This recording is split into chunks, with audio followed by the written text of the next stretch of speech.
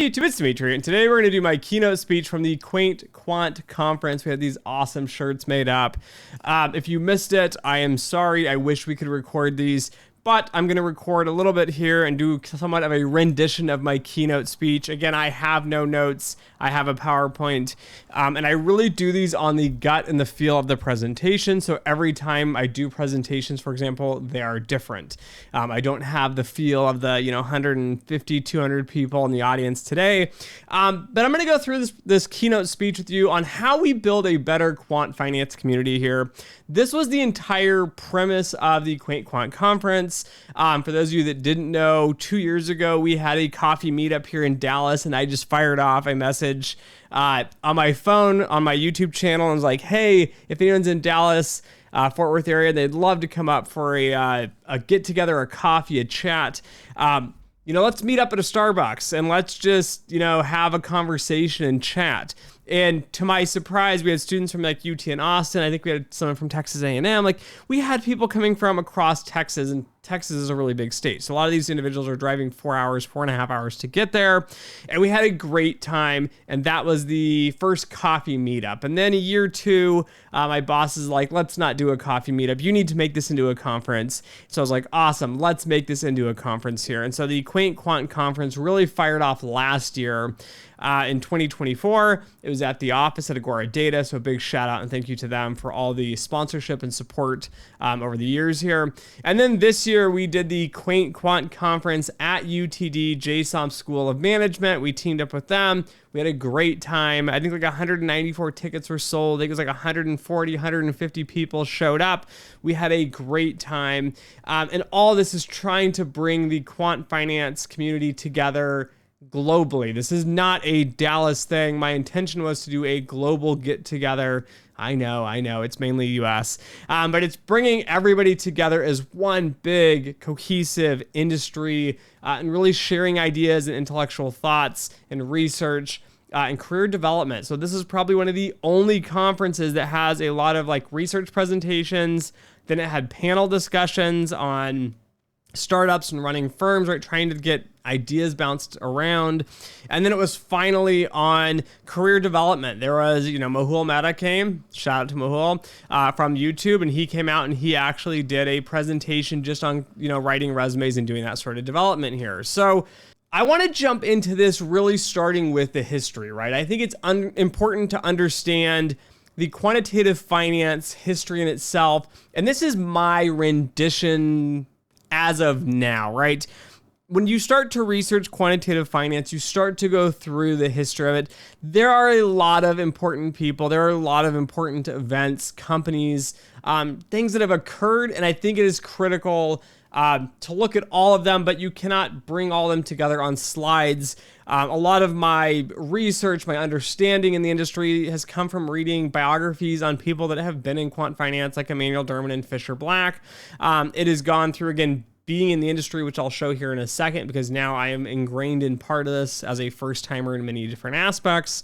But really, I'm going to say this started off back in 1900 with Louis Bachier, the theory of speculation and Brownian motion. So this individual was doing a thesis, I believe. I don't know if it's PhD or master's, probably PhD back then, and wrote essentially Brownian motion applied to finance. It was like derivative pricing, essentially. And he wrote this, and it was there, and then it kind of just went by the wayside. Okay, so that was just what it was. And then everybody moved on with their lives and they forgot about it.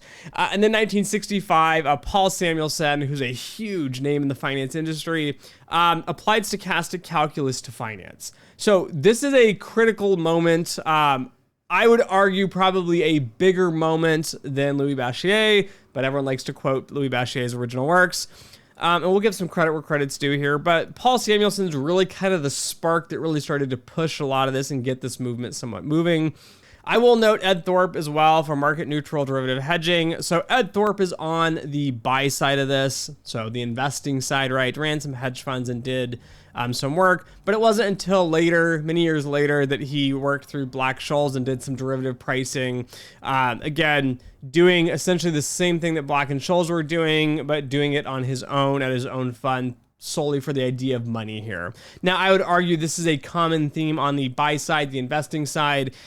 There seems to be a lot of secretiveness and a lot of, guarding of ideas and thoughts here, which we're going to try to break down a bit, because this is the point of bringing the quant community together, is trying to share ideas and bring together education, training, learning, enhancements, making a better life, right? There's a lot of different angles to this. We're not all in this for the money. A vast majority of quants are not in it for the money. And I would argue probably the best quants out there are definitely not in it for the money. But 1971 came along and the NASDAQ went electronic. So start putting that into perspective, especially on many of you that are watching that are quite young, even myself, right? The NASDAQ went electronic before I was born. It's really that old in that sense here. Many individuals now that are at the ends of their careers might have barely saw this starting at the beginning of their careers here. But I think we often forget that technology in the finance space has been huge. Thomas Peterfree, for example, which I don't have in here, founded Interactive Broker. There's stories about him working on, having tablets back in, I think, like the 90s, maybe earlier. I think it was like in the 90s-ish. He had tablets before Apple had their tablet, and people were using them to trade on and interact. Finance has been ahead of the curve in many different areas. But again, it's secretive, it's applied. We don't typically make fun, frilly consumer products, and so these things typically never get shared with the world. And anyways, back into the history, 1973, the world famous Black-Scholes pricing options paper came out. Robert Merton added math proofs and theory, making this more robust, more cohesive. Black was the main driver, Black and Scholes here, right? A lot of interesting insights from this, drawing this from the CAPM, going through this. It's very groundbreaking. Even to this day, it's probably one of the most groundbreaking ideas within finance in itself. And a lot of this is because if you look at his career, I would argue this paper is not the peak. It's not the pinnacle of his research, his ideas. He had a lot of great information on econometrics and economics and financial theory and markets. I even have a book from him right here, which I still need to read, on exploring general equilibrium. But he has a few other books as well. I think one other book and a biography on him. But the pricing options, this was a critical movement in itself. This is what really sparked a lot of what we would deem as now quants, right? Again, 1980s, quants were only sell-side derivatives. So you read like Emmanuel Derman's book, for example, you go back into this, the term quant was not a super smart person who is thought to be like helpful and useful. It was like these derogatory nerds, these math people that would go and do the math.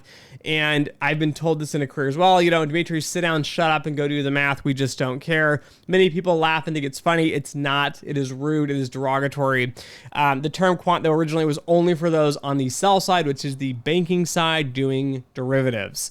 There were not lines of people like putting their hands up saying, hey, I want to be a quant like there is today. It was viewed as kind of a very negative connotation within the finance space here. I'll note too, in 1982, Renaissance Technology, so Jim Simmons, again, the most successful hedge fund, I think averaging like 58 to 60% long term. We're talking like since the 80s. Okay, so when I love when people say, oh, I'm a day trader and I made, X amount and whatever. Okay, risk adjusted is part of this equation, getting into the math, everything. But Renaissance Technology has done this for decades. Again, applying mathematics. Jim Simmons, again, heavily focused on applying mathematics into financial markets. I think this is one of the most key firms, which is why I'm bringing this up here. I would argue most quant firms even today are not doing true quantitative finance. There's a lot of hand-wavy analytics, not so quantitatively driven, not scientifically driven approaches being used.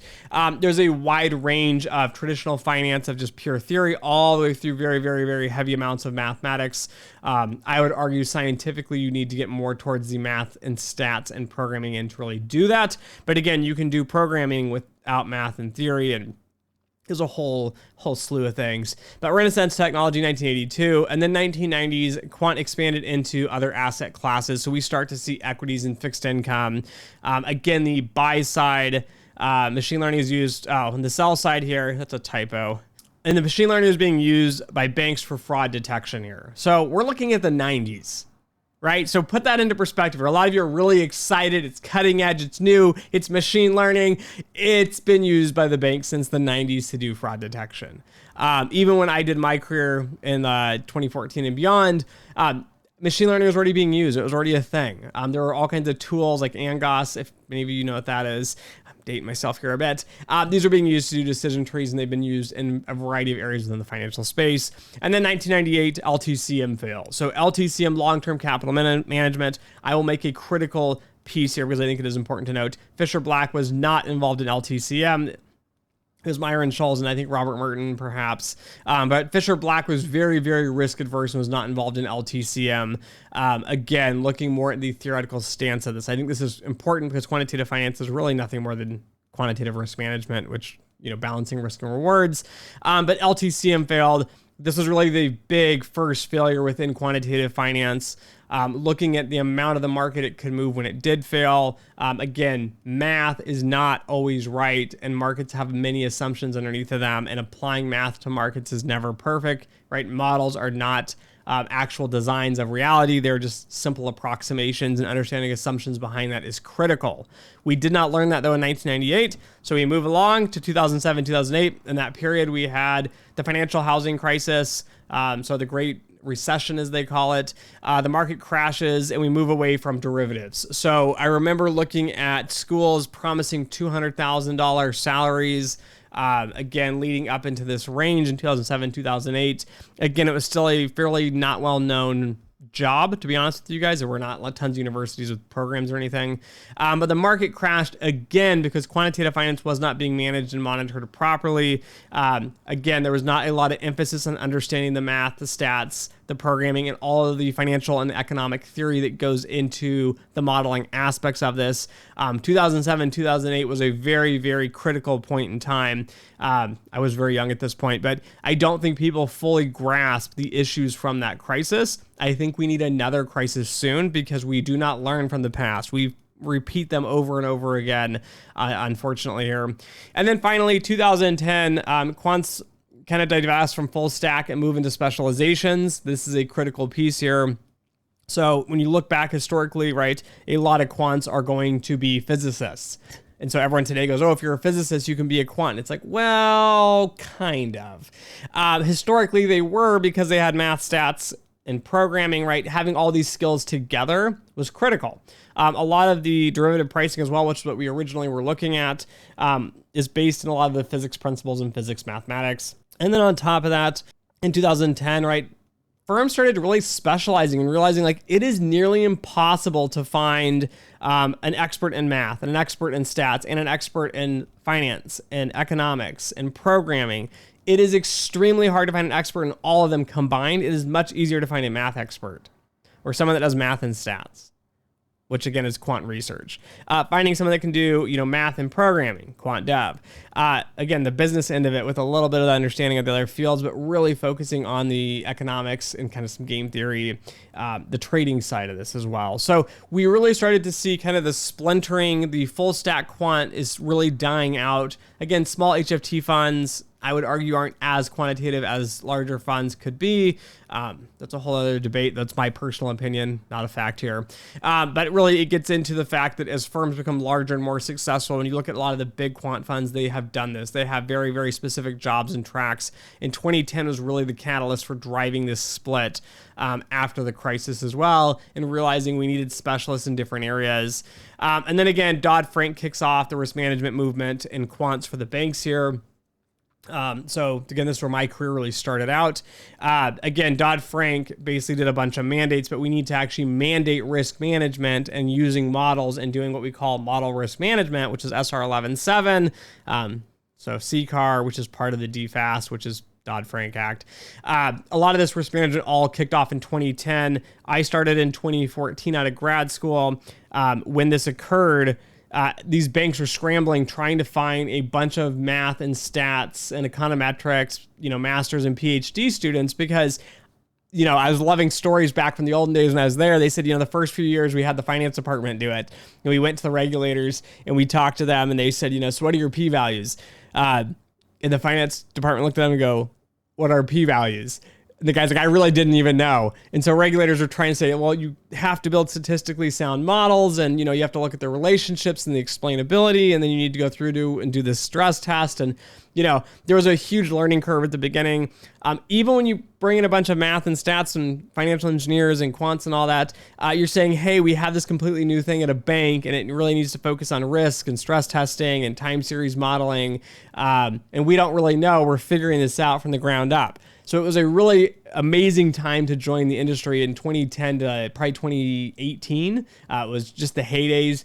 And then regulations have kind of fallen off from that. But that is really the quant history up and through today within the giant, broader perspective here of the industry.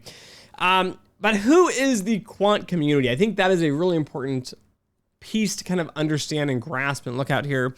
You have outsiders. So who are outsiders? Outsiders are those interested in the field who kind of interact with us, that are part of this pipeline. So I view the quant space as a pipeline, right? There's data that comes in. So there's going to be data teams, data quality. There are quants that build models, test theories, and do all that. Then you have users of the model on the other end of that. So we interact with them. You have compliance, who we interact with. There's just a lot of different departments. We're building models for all these different business units. Anybody that's not really in the direct quant space is going to be considered an outsider in my mind. We would like to bring them in, have them be a part of the community, understand what we do here. I can tell you from a quant, outsiders that embrace the community, that have some sort of interest in it, right? They don't want to be quants, but they like the tools that we generate, and they find it interesting, the work that we do. Those are the best outsiders there.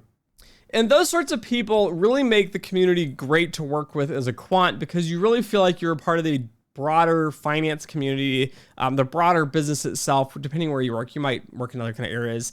But the outsiders are going to be a key part of this, as there's a lot of people that quants interact with that are really outsiders. And then next you have the students. So those are going to be those interested in joining the field themselves. Those may be studying specifically for school. There's no age on a student, right? You could be 55, 70, 80 years old, just interested in quant finance and wanting to learn some more. You might have no intentions of going back to school, but you're just wanting to learn. You're interested in the field in itself. Again, these are typically going to be students, what I'm going to classify you as. Again, most of these are going to be those working on undergrads and grad degrees, looking to transition into quant finance, or take that path and get a job. Students are a critical part of this, because these are the beginning of the pipeline. We need to invest more in this, and I'll go through this in a little bit, but students are really going to be those that are at the beginning. And then we have the academics. Academics are those that are doing the actual quantitative research in finance in the academic communities, or adjacent topics to this. So often you'll see somebody doing some, math topic like topology, for example, and they will be working on some sort of application that could be related to finance. The academics are those that are in academia. They're not going to be actually in the industry themselves, but they're academics, right? They're interested in the topics, they're teaching it, they're writing papers, they're doing some research on it, but they're not actually practicing the actual field in itself. And then finally, we have, the main core, which we're all talking about today, which is going to be the practitioners. So practitioners are going to be those actually practicing quantitative finance. I will broaden this and get you guys to think broadly. Quants can be in many different areas and spaces, in banks and in investment funds and consulting funds, for example, as well, or firms. There's a lot of different positions that have quants in them. Again, quants is a finance thing as well, so it needs to be related to finance. But applying math, stats, and computer science to finance is a problem. That is what a quant is, right? We are going to be applying math and stats using computer science or programming language of some sort to finance, which is the field, or the economics, which is related to finance. And these are going to be the practitioners. So what is the industry of quant finance itself here? So now we had these, 4 different groups of outsiders, students, practitioners, academics. What is the industry as a broader piece kind of made up in this sort of a business function here? Again, as I mentioned, you have the data piece. So I don't know why the data piece gets cut out of every presentation, every discussion I've ever seen. I have never seen anybody bring the data engineers, the data teams, the data quality teams, They are critical and they are the very beginning of every single thing we do. They have the materials that we use to build things. So you think about this like construction, right? If you're building a house, I don't go out and see a bunch of trees and say, I'm going to build a house. I need a company to mill that lumber down into wood, or, turn rock and stuff, different types of metals into like steel, for example, carbon steel, stainless steel, aluminum, all kinds of materials to actually make things, to build stuff. The data into this always gets the short end of the stick. I have no idea why they're not brought into the discussion more so. But today we would like to bring them in and welcome them as part of the quant finance community, because data is the critical first step in this process. Next is going to be quants, right? Those are those that are researching new ideas, theories, tools, and building strategies, whether it's for helping, a bank price loans, or an investment fund build a portfolio, or for HFT figuring out how to optimize trades, for example. Quants are really doing the math and stats. Again, that's the heaviest part of this, community part. And then after the theories, the ideas, the models are built, they go into quant dev. Now, quant dev is going to be heavily focused on the implementation of these tools. They might be doing some crossover, again, depending how full stack you are, with some model development as well, using some theories, but really focusing on the optimization mathematically in computer science and hardware sciences, kind of looking at the software and the hardware sides of this, implementing models to make them execute properly. What shocks a lot of people is they say, yes, I know, at these big hedge funds, at these, high frequency trading funds, they're using C++ and C#, but at these big boring banks, no one wants to work there. It's boring. It's, they're probably just doing something really simple and using Python. Nope, they're actually using C# and C++ as well, because when you think about loans, for example, you go and you apply for a mortgage or an auto loan, you want a decision like that.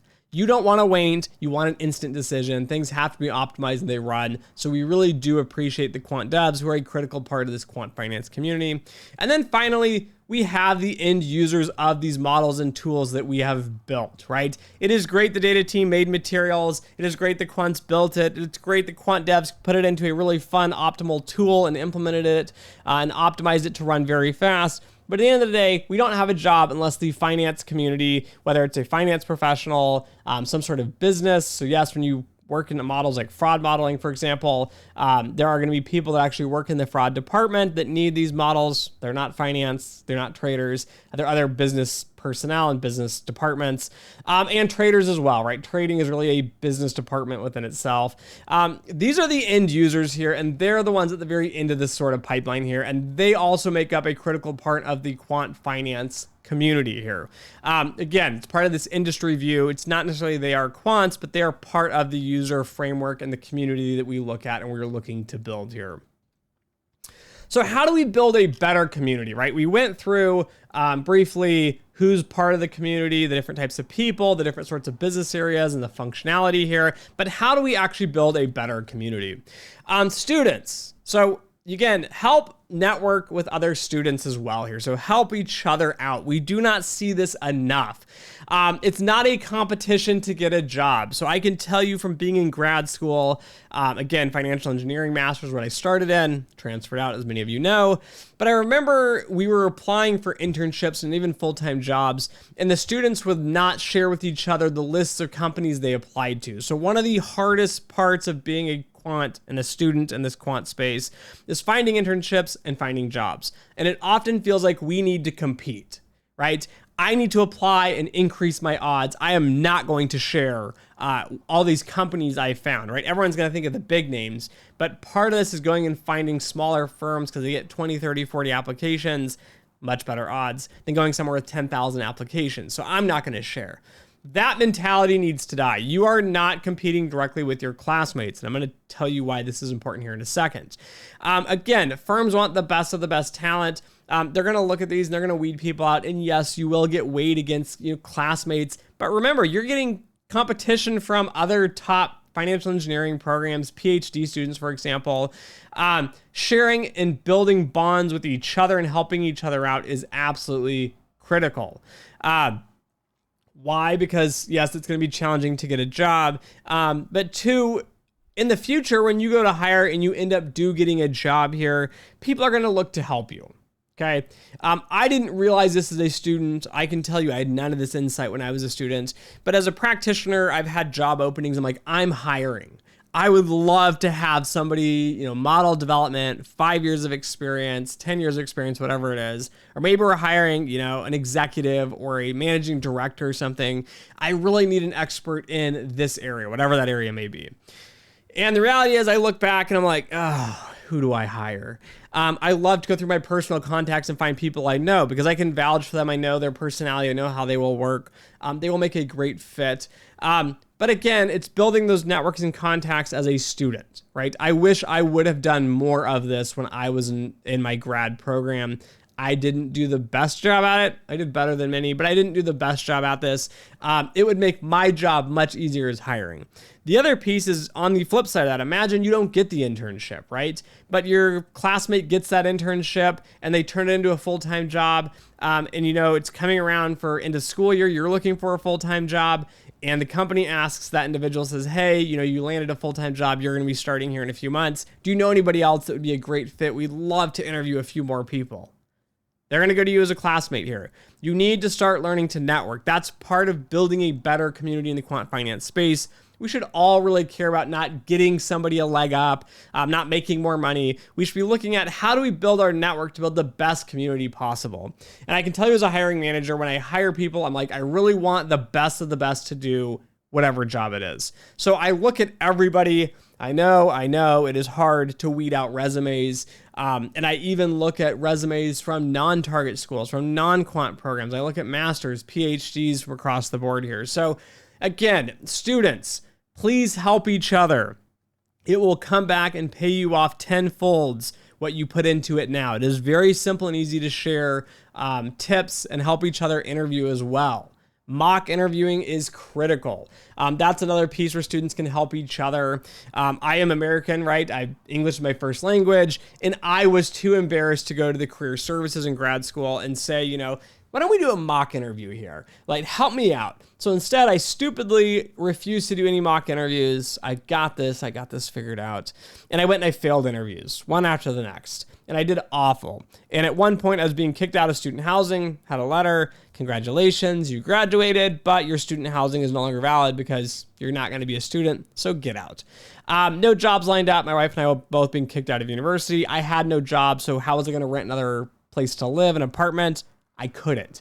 Again, if I would have taken the time to do the mock interviews, that would have been helpful, and I would not have failed so many previous interviews. I could have landed a job much sooner and had much less stress.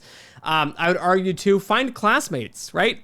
Find friends. Even if you have a classmate in another department or field, sometimes it's even better. They have no idea what you do. They can ask deeper questions about your resume. Again, help each other out with that. The second point, which you can do as a student, is attend conferences. So again, network with students and practitioners. I know, again, this kind of ties back into the first one as well, but I went to conferences many times. I was always the quiet individual. I would stand in the corner. I would not really, go up to meet someone and say, hey, what school do you go to? Or what do you do for a living? I'm very forward on YouTube. At conferences now, I love going because I am somewhat famous, so I can just show up and people will come over and say, hey, Dimitri, nice to meet you. I'm so-and-so.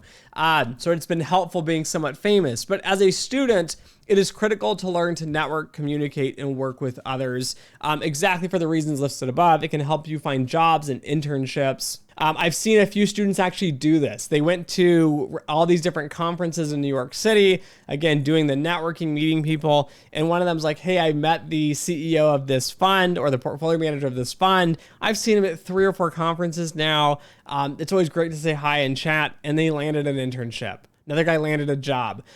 This other guy I was talking to was talking about the importance of how this built out his first opportunity. He's just graduating from NYU. I won't shout his name out, but he probably knows what I'm talking about.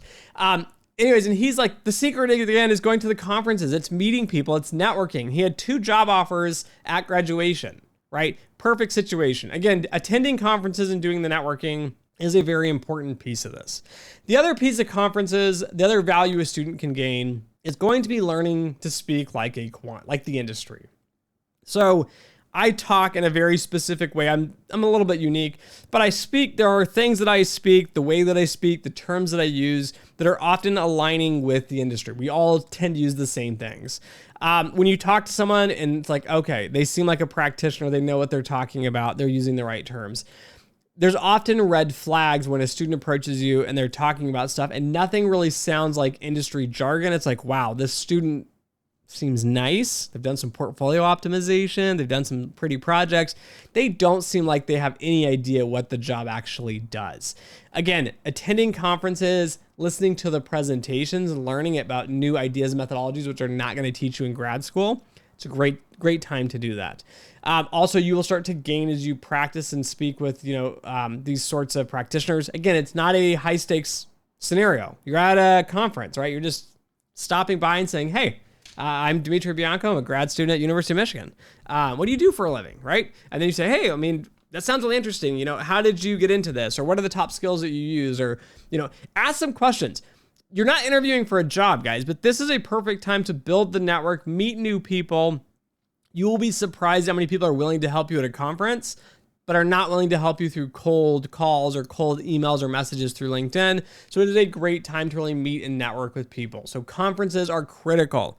I know most students are like, it was a waste of time. I didn't end up with a job. I didn't end up with an internship. You got to kick that mentality out. You got to go to these conferences, meet other students as well, network, chat with them, learn as much as you can. Again, network with the practitioners. I love when students stop and talk to me and they ask me questions because they make me think about things that I haven't thought about in, 10, 12 years here. Or they, might challenge me a little bit. And I'm like, I didn't think of it that way, right? You're coming from it from a different perspective as a student. So conferences are critical.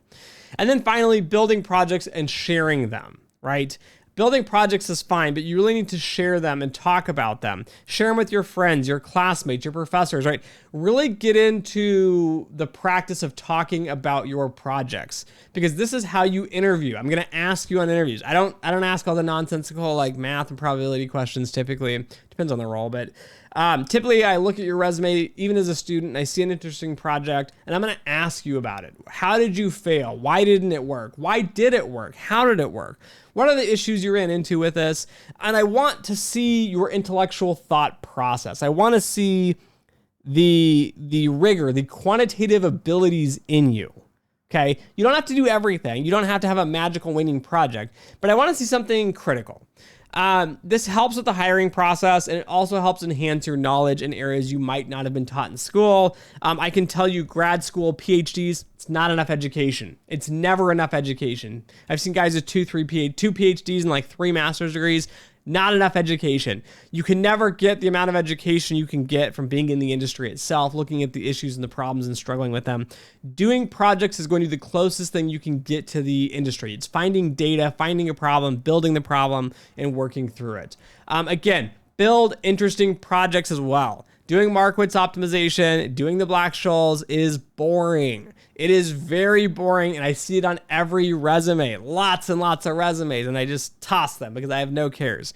Do something new. Do something interesting. Reinforcement learning or inverse reinforcement learning was something that Igor Halpern talks a lot about at the conferences I attend. And I'm like, this is so interesting. Like, I don't use it. I'm enthralled with it. I'll show you guys. I even have his book right here, Machine Learning in Finance. He's one of the authors. He has a section in it. It's really exciting. As an interviewer, if you had something that's new or interesting, or even if you did portfolio optimization differently, right? Or you did derivative pricings with a new spin, or you dug deeper into the issues behind it. Even if you did Black-Scholes, you did it as a project, and then you listed out the issues that you ran into and how you went about solving them, that is fascinating. I want to talk math and stats with you and math and finance and econometrics and economic theory. I get really excited, but you need to give me something on the resume that I can pull out of you and have a deep and interesting conversation. What most of you don't realize in interviews is I'm not looking just to weed people out. I'm really looking for people to have an interesting conversation with. Because if I can have an interesting intellectual quantitative conversation with you right here, right now in an interview, I can do that with you on a daily basis at a job. Or maybe a weekly or monthly, depending on how much interaction you have with the seniority of the people. But, right, I want some meat. Prove that you have it. So students, go find interesting projects. I would argue if you don't get an internship, do a project during that summer when you have time. During the school year, it is often hard. Focus on school. do good at school. Number one priority is getting a proper education, building the foundational skills and principles. But when you have extra time, if you don't have an internship or you have some free time, I don't know, maybe you spend your weekends building projects because other things don't interest you. Awesome. That's exciting. I build YouTube videos on the weekend, right? I get it. But do something really interesting. That's what you can do as a student to help add more to the community, help yourselves out as well and get into the community. But really being a part of this through those conferences, through building projects, and through helping each other out is a real critical aspect of what you can do as a student to make the quant finance community better. Now, academics, maybe a little harsh on you guys here. Focus on helping the industry through relevant research. There is way too much nonsensical BS, papers, ideas, thoughts from the academic community. You guys need to get off of your ivory towers. Come on down to the practitioners level here. I know, I get all the nonsense from many academics. You need to come down, you need to get your hands dirty because the real world does not work like the academic world. I am sorry. Things don't just magically balance out in math world and things work. In the real world, there are lots and lots of issues and hurdles and complications on why they will not work. You will not help this industry if you do not work with practitioners. Again, there's a good combination of back and forth. Both sides benefit from this, but I'm focusing on the academics here. The second piece is going to be creating programs that are rigorous and industry focused. There are too many programs that are not very rigorous. They're glorified MBAs. They're MBAs that tack on one or two stats and machine learning courses. If you're taking accounting, you're not a quant. I'm sorry, accounting is not relevant to quantitative finance. It is not. This is coming from someone who practiced corporate accounting. I worked in corporate finance and accounting, and I did W-2s and payroll, and I had to do manual entries again with assets and assets equals liability plus shareholders equity. Like I had to do all that stuff. The balance sheet, the income statement. I had to do the accounting. I had to enter all these things in with credits and debits. It's not relevant to quant finance. Again, if you are a real program, focus on building real skills here. You are not doing the industry any service by teaching these sorts of nonsensical finance, businessy things that are way too soft to be considered quant finance. You're an outsider. That is fine. You add value as using models, but you are not going to be doing quant work. Also, with other programs, it drives me insane. I see so many programs that are split and are not industry focused. They will have classes from like the business department. Awesome. Get them some financial theory, some market, some economics, right? Bring all that in. We need that. We do need that. I'm not saying we don't need it, but we need things that are focused on the quant side of this. And then we need math and stats, but not just generic math and stats, right? I mean, there's some rigor that needs to be taught. It needs to be taught, academically and very rigorously, but it needs to have some blend and focus and application so students can understand how to apply these so that they can better focus that. I know most programs that are not very industry focused or rigorous because you don't have industry experience. That's really the number one issue that we keep running into. And even program directors that are focused and are industry focused and have some sort of, buy-in into this, they're fighting these boards of business personnel and academics and math and stats communities that don't want to come together as a community to build out a true quantitative finance, computational finance, financial mathematics, financial engineering, whatever you want to call the degree. You are not building a very good program because you guys are greedy. The academic community is very greedy and self-centered. It needs to decentralize that and realize we're coming together here to build a better program here. Now, you can utilize these sorts of courses here, and I think this would actually build a better community. Imagine if you had a valuations course, but you don't teach it like a traditional business valuations course. You teach it like a quantitative valuations course. This would benefit both business students taking this because now it would stretch them into the quant space. They would see how things could be done very differently. They can see how models are built and how they could be used in practice, even if they're not going to be doing that. Helps the business side, okay? Helps the quants because now the quants get an actual application with real problems. There are lots of quants who know math and stats who don't understand how to apply it to the real world. They don't understand the issues. That's where the finance and the economics community needs to come in and bring this together. We need to have classes that are built together here. So that needs to be done. Programs need to be rigorous and they need to be industry focused. Assist students in networking. There are too many programs that do not spend the resources, the time to really help the students. You are not there as an academic program to make money. I am sorry. That is not the goal. That should never be the goal. If you are an academic and you think this is a money generating venture, you are sadly wrong, and you are going 100% the wrong way against the academic community and what studying in academia should stand for here. Now, I know there are tons of individuals who are corrupt on this. I sat through an individual explaining to me how a master's program was this amazing opportunity, published an article on it for other academic institutions, talking about the money cash cow that it was. I think cash cow is the word they used, on how they were just churning out all this money from international students coming in. The degrees were highly sought after, and they were just there for the money, essentially. This is wrong. You need to be focused on the learning, the rigors. We talked about the industry focus, but you need to help the students specifically. So again, hosting conferences. I think this is odd. Almost every quant conference I see, especially those hosted by academic institutions, is in New York City, right? I rarely go anywhere else but New York for conferences because no one else is having them. This is why we're doing the Quaint Quant Conference. It's bring people to Dallas, Texas, Dallas-Fort Worth area. Right, bring it to the center of the U.S. here. Dallas has a huge quant market, which most people don't realize here. But again, host conferences. I'd love to see some on the West Coast. I think a few schools on the West Coast have them. I've never been invited, but it'd be nice to have some even like in the Northwest, like, University of Washington, UW. They have a quant finance program. Why aren't you doing big conferences? Why aren't you bringing people in from around the country? That is what the Quaint Quant Conference did here. We had tons, more than 50 to 60% of all students that came to this conference were not from the state of Texas. So we are doing great on that at our conference, but I wish more programs would get involved in this and host some conferences, bring some industry insights here, and get people networking and help bring the community together. Introduce students to alumni. This is actually your job as a program. Your job is to help students network. That is a critical aspect of this here, okay? You need to help bring alumni that have been through your program, alumni from even people in the industry, other practitioners that you might know, you've networked with, bring them in and introduce them to students. Just have them start talking. Again, as I talked about students, learning how to talk like the industry, you need to help students get into these opportunities to network and learn to speak. And they're going to make some mistakes and they might make your program look bad, and that's okay. But you need to be there with them. You need to help train and guide them and bring them up to speed with the industry here. And then finally, send students to conferences. I know this is mind-blowing. I know this is expensive. I have seen programs actually send their students to conferences because they care.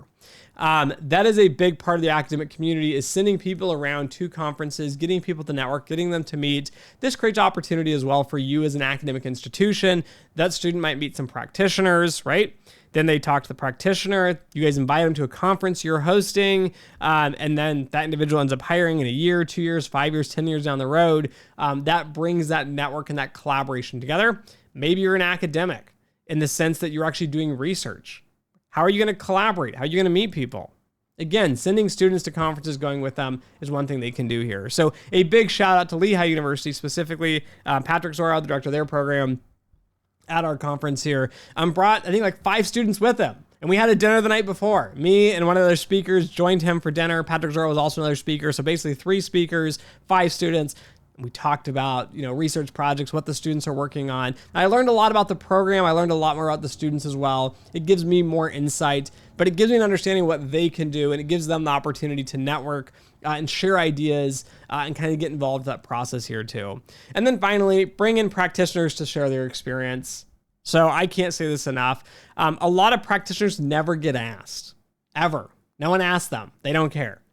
Academia, you can do a better job here. Even student clubs will message me and say, hey, Dimitri, we have a speaker series. We'd love to have you on a Zoom call. Would you come on?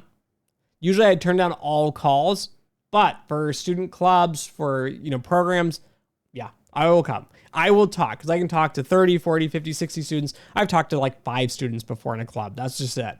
But it's a good opportunity to kind of bring together the academics, the students, and the practitioners. And so I would encourage you as well as the academia, those running the program, those that are teaching at the program, come and listen. You might be surprised what the industry is actually working on and what they're actually doing, and it will help you build, some network connections here. So the academic community can really give back through collaboration. That is the key takeaway I want here. The academics have a lot to offer. You have the time to think and research and do things. Practitioners are often too busy. You have a lot of opportunity to collaborate, build your own brand, your own network, help your students, build better programs, contribute to the intellectual space of quantitative finance more as well. This is a time to bring people together to collaborate. So academics need to collaborate much more than they have been. That being said, there are programs, there are individuals out there that are doing amazing things in the academic community. So I don't want to say, academia is bad or anything. There's a lot of academics out there that are doing a great job. I'm working with a few different program directors through a lot of my rankings that I do, my fancy quant honorable mentions. And it's great to talk to them. And they're like nervous to share, like the program, like, oh, we don't want to give you the employment numbers. And I'm like, I don't really care. Like, you have to give them to me, but let's chat about it. Like, what's the struggle? What's the issue? And the program directors are talking about, well, we're having an issue placing students, and we have an issue with classes and departments feuding. And I'm like, I get it. I understand. But it makes me more attuned to you guys to help place students in your programs because now I understand it here. So I'd love to see more collaboration with the academic community as a whole. And then finally, practitioners. Get involved. Practitioners are not that involved in the quant finance community. I know this blows people's minds. Yes, most of us are in the back office, like me up here in my shop upstairs on, I don't know what it is today, a Friday night at 9:07 p.m., recording a video. We're not out networking. We're not chatting with people. We're not sharing our thoughts and ideas typically. You guys, get involved. Go to conferences. Join podcasts. If you guys want to be on a podcast, message me up. I don't accept everybody on my podcast. I mean, I filter out the quality. I know people that also are on other quant finance podcasts. I'd probably love to have some of you on as well. Like, get involved and be there. I love meeting new people at conferences. Again, write papers, books, and articles. I know the corporate world likes to put little walls around you and say, don't go out there and share information. You're not allowed to publish. You're not allowed to do this, that, and the other.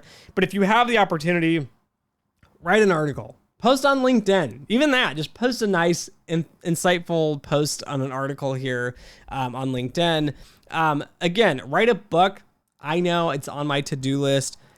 Most of us will never write a book. It's a lot of work. I don't really encourage everyone to do it. But if you have the opportunity, it's a great way to give back to the community. And then write research papers, right? You can just do your own. I had a whole video on why I publish on SSRN. I don't go through the whole academic process. I have no interest in doing that.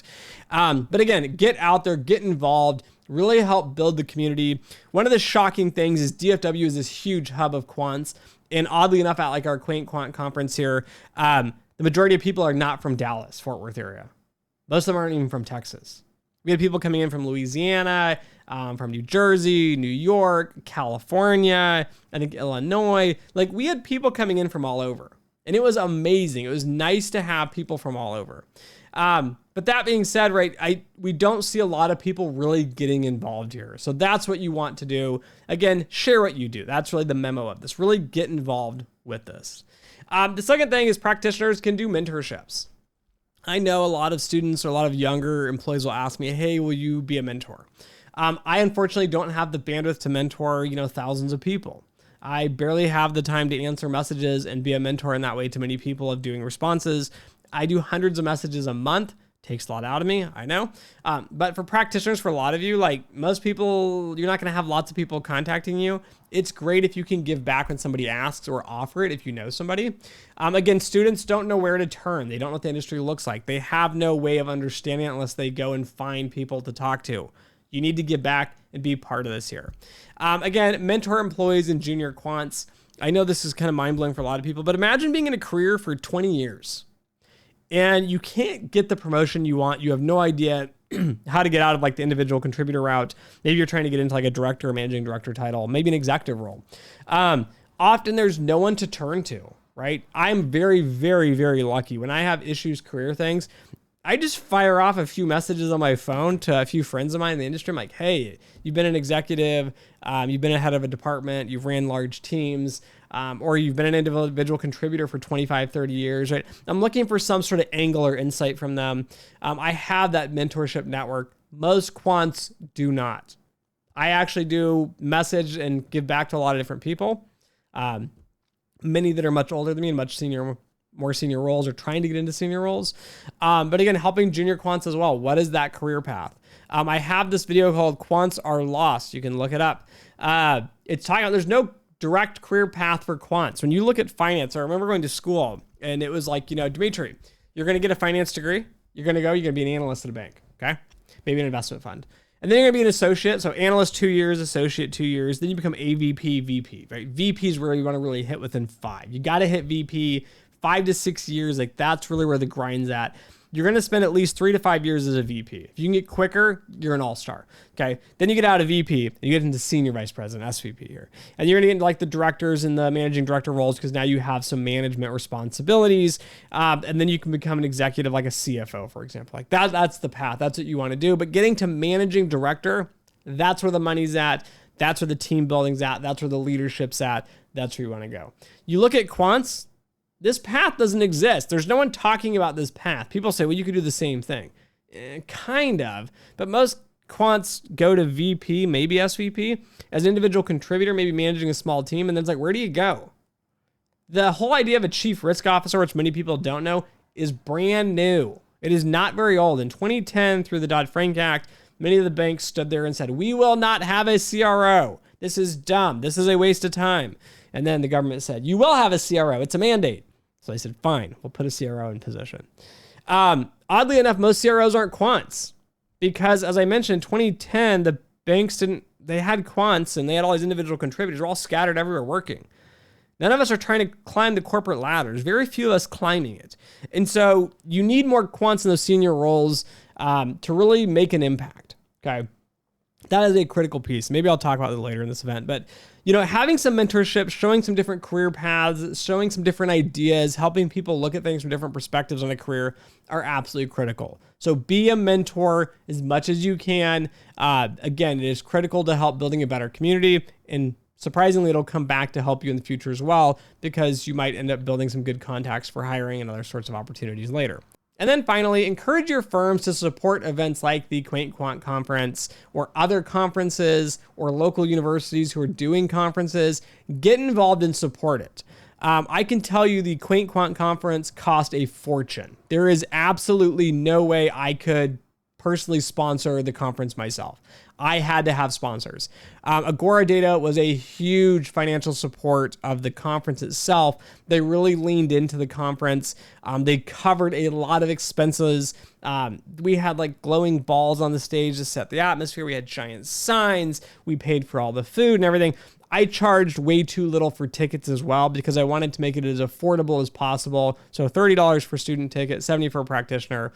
And then again, all the speakers are free and everything, so we have to cover all their food. All the speakers though, right? Getting involved with practitioners. All of the speakers at my event pay for their own way to get there to present. Their hotels, their Ubers, their food and everything, their flight. Like they're paying for everything for the conference themselves. They're giving back to the community here.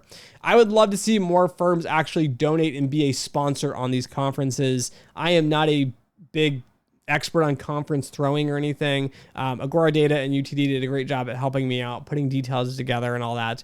Marketing, there's a lot that goes into these sorts of things, a lot of details, parking, where do you park, how do you get food lined up, there's a whole bunch of stuff.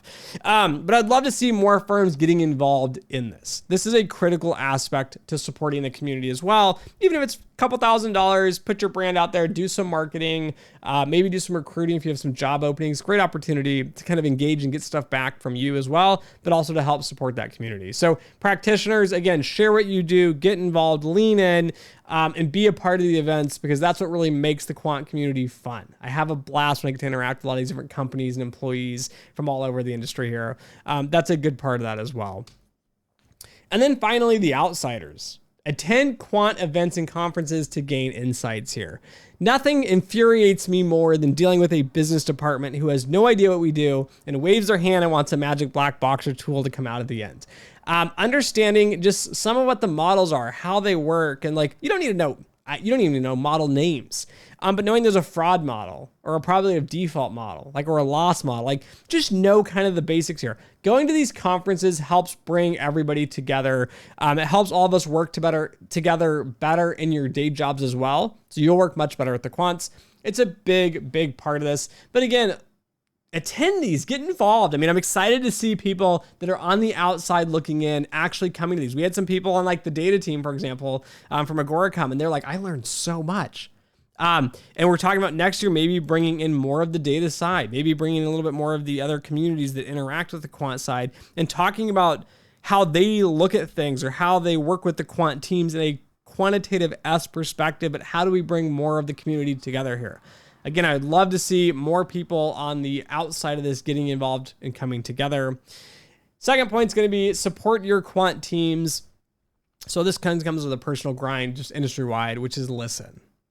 The outside rarely ever listens to the quants. I can tell you this, as I mentioned when I was working in consulting, I was being told, shut up and go do math. We don't really care what you think. We don't care about your opinions. You know nothing. Shut up and go away. I was one of the first people to really get involved in CCAR when I was doing this. So I was one of the few people that had experience actually doing what they were trying to do. And we were told as quants to sit down, shut up, don't get involved. This comes across the entire industry as well in many different forms and ways.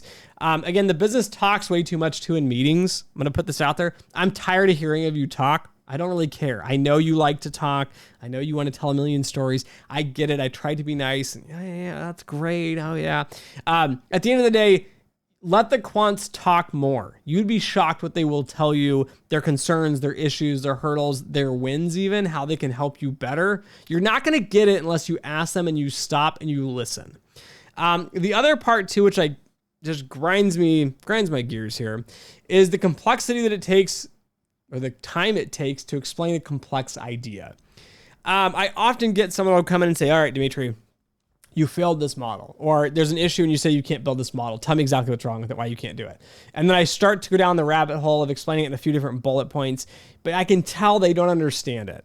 And I don't blame them for it, right? You don't have, 4 years of undergrad, then most of you have 4 years of undergrad, but not in a quant space. And then most of you don't have grad degrees. So another 1.5 to 5 to 7 years of just studying specific topics and fields related to our jobs. For those of you that don't know as well, like most of us have lots of textbooks that we read. And I mean, I guess you can see here as well. I have stacks of textbooks on all kinds of really obscure topics, like Riemann geometry is on my to-read list. I even have, Keynes's general theory of relativity. And I have, books on math and trading and, even like this is on statistics for experiments, an introduction to design, data analysis, and model development or model building. We spend a lot of excessive time studying and reading and building, and we second guess everything we do, trying to really understand things better and better and better because what we do is so complicated. Now, when you yell and scream and have a tantrum because I can't explain something to you in 5 minutes or an hour, I've spent 2 hours explaining an idea to someone before, and they just wave their hands and you don't know what the hell you're talking about, and they storm out of the room, they're upset. These quants don't know what they're doing. They can't explain the ideas. They don't really understand it, and it's like, no, it's not that I don't understand it. It's that I don't have the time to explain all the intricate details and issues to you.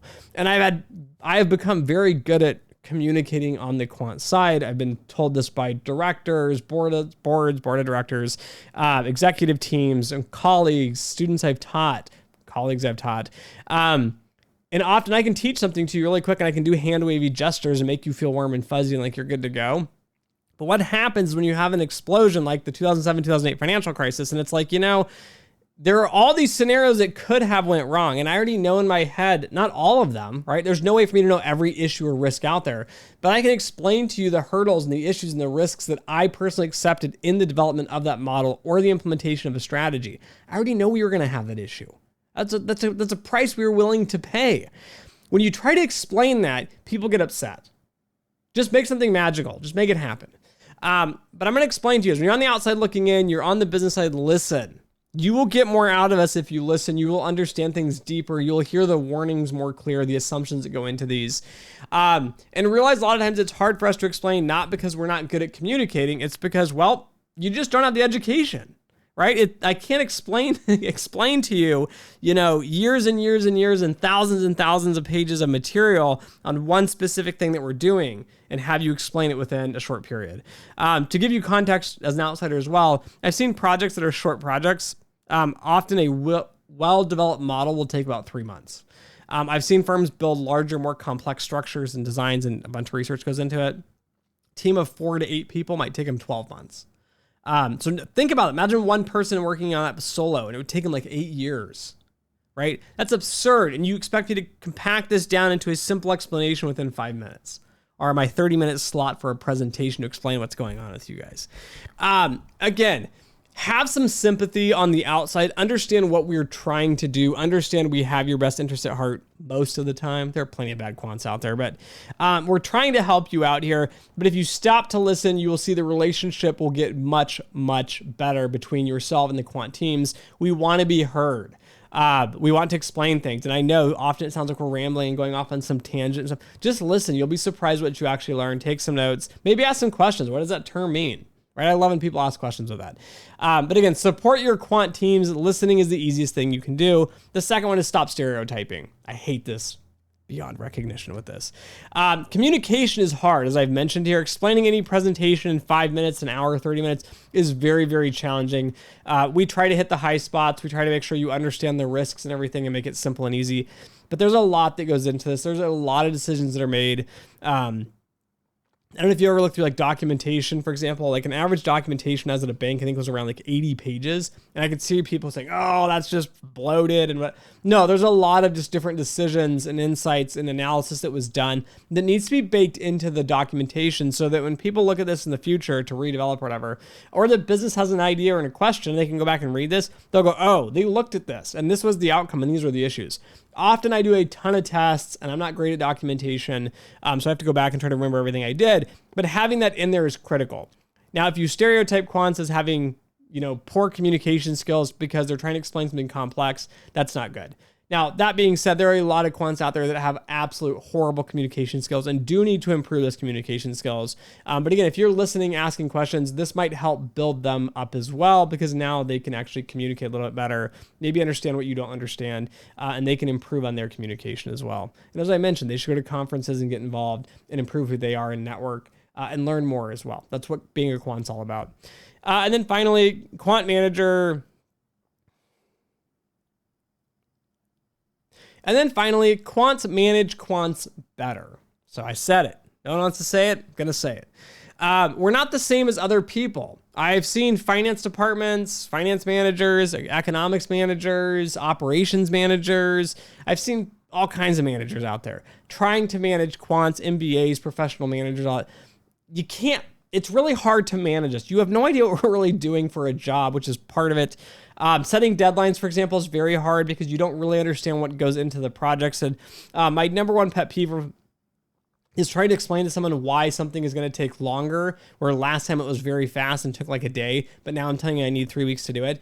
There's just a lot of things and variables that go into this. Quants understand this because they've done this before here. Again, quants are introverts often, most often. Not everybody, we're going to stereotype a little bit here, but quants are typically introverts. We're slow thinkers, okay? We like to solve really hard, complex problems. I'm not looking for like a simple, quick answer like, bam, that's what it is. You just do this, put this equation in, you're done. I want something hard and interesting to work on. And finally, our interests are just different. I have worked a lot with the finance community, the finance departments, the accounting, the operations, funding teams, treasury departments, fraud departments, compliance, legal. Like I've worked with a lot of different people over the years. Our interests, again, aren't all the same. We all have very weird hobbies and things. We tend to be very super hyper focused on a few different like hobbies. So really getting into that is different. Again, being a quant is much different. Learning to manage quants is very hard. You tend to need kind of three things within a quant. You need a really good quant environment. So I absolutely hate being in an open floor plan. I can't think, I can't process, I can't get my job done. I hate being in an open floor plan. But you need a really good environment and a good culture around the community to help encourage and foster the work and the team building and exercises. We communicate and bond and network differently as well. That's one part, it's the culture. The second part is going to be the catalyst. You have to have a leader that really is going to drive and spark and lead the initiatives, the ideas. They can think through quantitative thoughts, whether it's research projects, models, new ideas. Somebody that's just solely doing that. That's the manager. They need to be the catalyst It's very hard to be a quant catalyst and a quant manager here unless you really understand, eat, sleep, and breathe this, and you're reading all these textbooks and you're like really excited and you're really into it. You really need to be that person to do it. And then finally, you need great employees. So that's the last piece of that here. And having great quant employees that are really highly educated, motivated, excited, interesting, that's critical here. So I would encourage outsiders when you're doing promotions, try not to stereotype on the communication part. Try to really look at their skill sets they have. Understand that they might not have as many people skills or management skills as a professional manager, an MBA, or a finance department or someone else. But understand those departments don't have the intellectual rigor and understanding in depth in these sorts of fields and topics and issues. They're often not going to quite understand the issues. I've been in many situations where I'm like raising a red flag, like, the world is ending. We have a serious problem. This needs to get fixed right now. And the manager's like, yeah, there's some politics behind this and it's not too bad and don't worry about it. And I'm just like, no, this is critical. And it's like, yeah, I hear you. Let me see if I can handle it. Nothing happens. Bam, model blows up and they're like, oh, what the hell happened? We lost a bunch of money. And I'm like, yeah, I told you so. But I can't say that because that's not politically correct. And people get their feelings hurt when I say that. So again, have quants, promote quants, help build quants. Again, give you guys, if you have those skills, help build these quants into managers to help build better teams here. As I mentioned on the previous slide, there's really not a nice, clean, easy, productive, exciting career path for us. It's we're doing a lot of math and stats and they cap us and that's just stuck what you're doing. There's no really opportunity to grow and kind of do new things and give back to the firms in ways the firms need. So again, quants, help promote quants, help make them managers as well. You will be surprised at the kind of skills and features and characteristics they have that will really benefit the firm there. And then finally, the whole takeaway of this whole quant community is be intentional. Okay. I have all these different tiles on the right here and all these different departments, right? Doesn't matter where you are in the spectrum. You work on the product team, buy side, sell side, model dev, model val, quant dev, risk manager, analytics. I have this whole slew. No matter where you are in this quant community, when speaking with other people, explain exactly what you do and be intentional when you do it. I often get people say, Dimitri, I want to be a quant. What do I do? The first question I typically ask is, what type of job do you want in the quant space here, right? Because they might be wanting to be a data engineer. They might be wanting to be a quant dev. In my eyes, model development and research is quant, but that's not how everybody, blankets us. As I mentioned, we have that whole quant industry and community. Had a lot of different people in it. Be intentional when you do that. Because when you do that, it gives you different advice. My advice, my perspectives will be different for that here.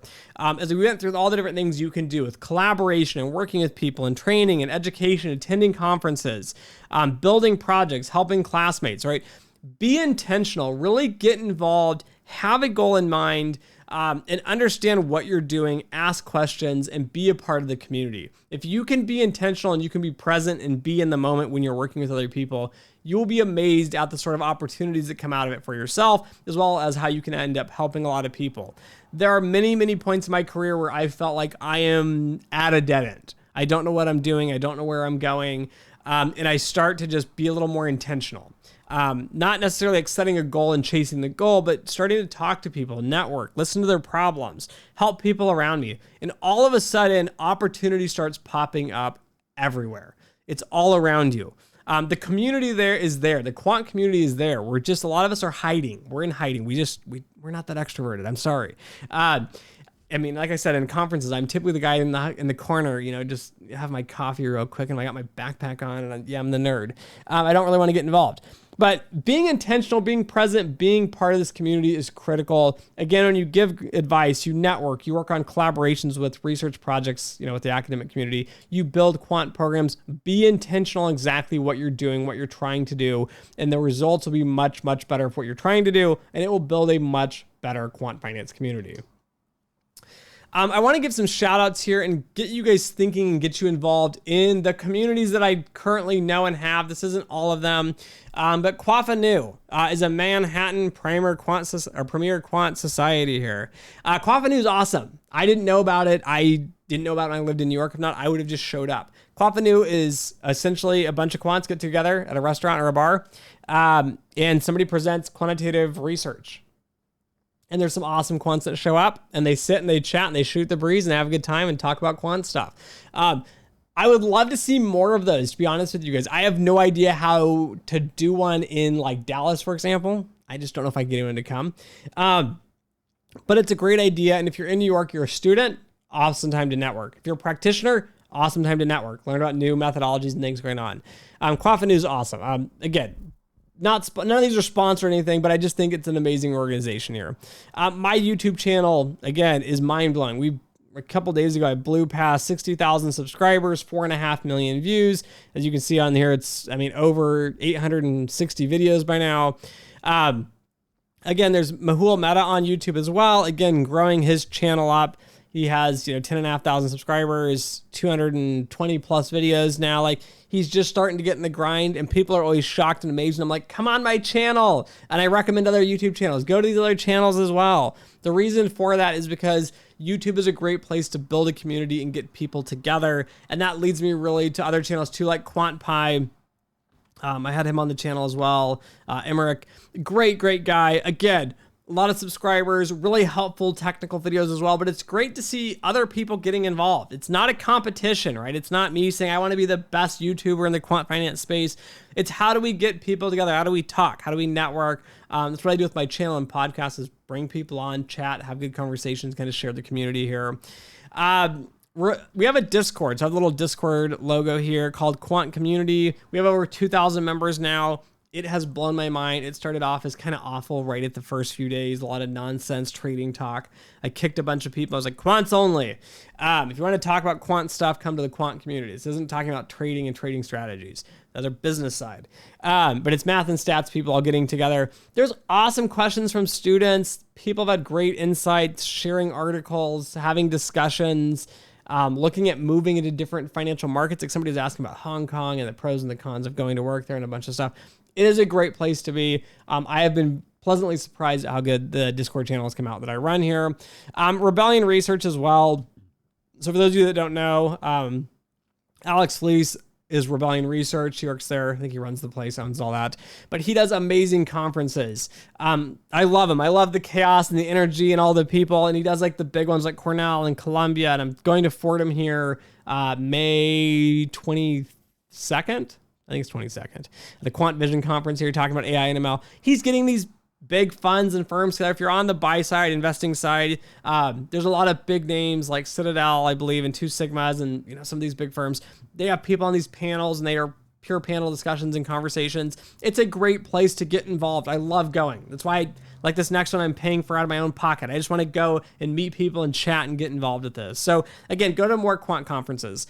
And then finally, there's two other communities here on the data side. So a huge shout out and thank you to Data Bento. So Christina Chi is the founder of Data Bento. They have this awesome guide here on market microstructure. This is one of the things, I don't work on the buy side, so I haven't gotten into it. I have friends that work in HFT and they talk about the dynamics and the pieces and the strategy and the modeling that goes into it. It is very, very interesting. Data Bento has done an amazing job at actually giving back and having this entire site here on their Data Bento website on market microstructure. I highly recommend you check it out. Again, there's like key terms you can just search in here. And I look at stuff and I'm like, oh, that's interesting. I didn't know what that term meant. It's a great place for learning. They also sponsor a lot of these conferences and are involved. Christina's come on my podcast before. She gives back and goes on a lot of other podcasts and is a big, big driver of the quant finance community as well. So a big shout out and thanks to Data Bento and Christina Chi.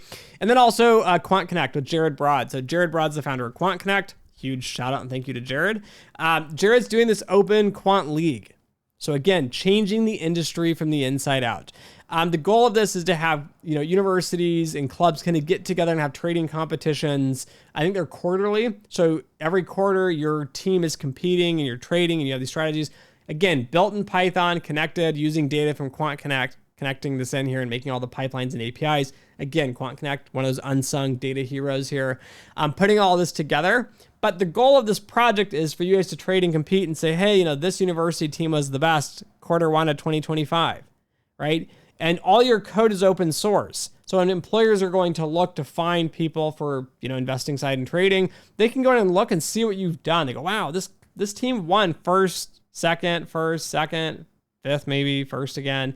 Looking at their history on these quarters, It's a great way to bring the community together to help companies hire good talent and also to help students kind of place jobs as well. So these are a lot of the communities. If you guys know more communities, throw them in the comments below. This is on YouTube, so you guys can do that. I'd love to see other communities and places where you enjoy spending time and learning and being with other quants. So that's it. That's the keynote presentation we had. That's how you guys can get involved. That's how you can bring the quant finance community together.